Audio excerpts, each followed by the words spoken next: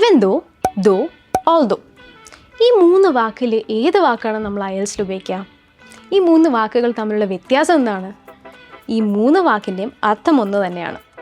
എന്നിട്ടും അല്ലെങ്കിൽ എങ്കിലും എന്നുള്ള അർത്ഥം മാത്രമാണ് ഈ 3 വാക്കുകൾക്കും വരാം. ഓക്കെ, അപ്പോൾ ഈ 3 വാക്കുകൾ നമ്മൾ എങ്ങനെയാണ് ഉപയോഗിക്കുക എന്ന് പറയാം.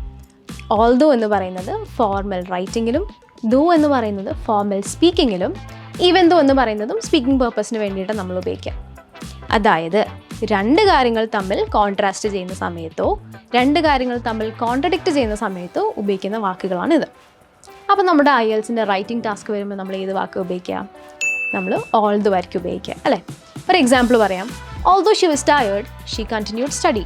ആൾ ടയേർഡ് ആണെങ്കിലും ആൾ പഠിത്തം കണ്ടിന്യൂ ചെയ്തു. ഓക്കെ, നിങ്ങൾക്കിത് ക്ലിയർ ആയെന്ന് ഞാൻ വിചാരിക്കുന്നു.